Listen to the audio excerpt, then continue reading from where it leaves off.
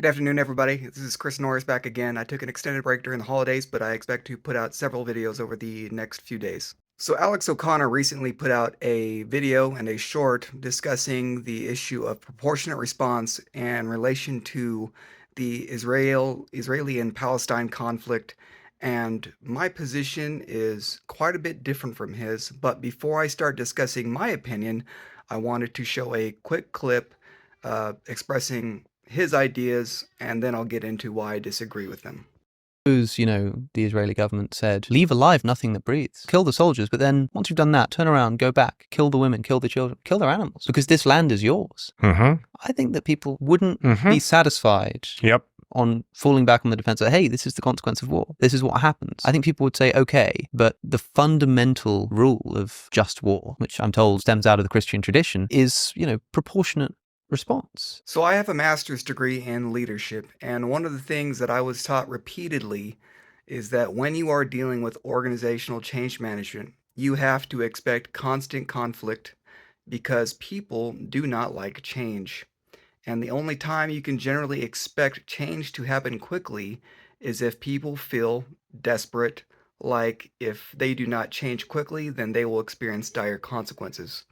If not, you can expect them to fight you at every step of the way. So I used to deeply believe in the concept of proportional response in war, and I do believe that there are admirable reasons why the laws of conflict advocate for proportional response. But after being involved and seeing the results of 20 years in both Afghanistan and Iraq and the trillions of dollars we spent, I have come back to that change management conclusion that if you do not present a people group, including when you are in war, with a situation that makes them feel like they must absolutely immediately embrace change, then they will not embrace change and they will fight you at every step of the way. If they believe that you are going to negotiate with them and try to be merciful, they will try to negotiate back and they will resist your efforts at every step. And again, I think that we've seen through our admirable attempts in Afghanistan that if you attempt to solve cultural problems and governmental problems through the path of compassion and mercy, that humans will fight you at every step. And unless you present them with dire circumstances, they will not change. And so basically, I believe that the most effective and most merciful solution is actually to come in with extreme violence that lets the people group know that you're trying to change, that they must change now, or they will face dire consequences, including death.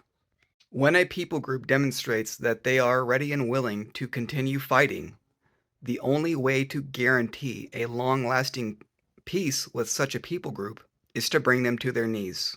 Until then, you can't guarantee that they won't just resume the conflict as soon as it is advantageous for them to do so. Now, how does this relate to the issue in Palestine and Israel that Alex O'Connor was discussing? Basically, both of these people groups believe that they have a religious right to occupy the land that the Israelis and Jews are currently occupying. And there's really zero room for negotiating there. They believe they have a God given right to that land, both people groups. So neither group will ever be satisfied with a partial peace so long as the other group occupies that land. Both groups expect a full withdrawal. They believe they own it. So if neither group really believes in the concept of a negotiation over this issue, then what does that mean for their negotiation efforts in the near future? Well, it means that whatever peace that they establish is completely false and temporary. The peace will only last as long as it takes for the Israelis or Palestinians to regain their strength, and they will go right back to fighting as soon as they believe themselves capable of mounting an offense again. So if these two people groups are at complete ideological odds that are incompatible, what does that mean as far as solutions go? Now, I want to be clear that I do not support either of these conclusions that I'm about to draw. I'm not on either side. I'm just analyzing this situation realistically. And from that position, I see two solutions to this issue.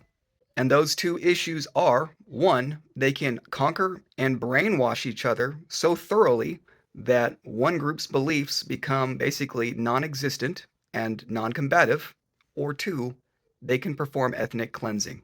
Now, again, I think both of these solutions are horrific, but if both of these people groups believe that they have a God given right to the land and that the other side is incompatible with their values, then there is no peace that can last between them. So any armistice or whatever they create is only delaying the next attack. And, call me biased, but I believe that this is especially true for Muslims because they will not tolerate simply complying with a government that does not conform to their values. And I think the only real reason why they show a willingness to comply with laws in other developed nations is because they simply don't have the representation in first world countries to take over as they would like to.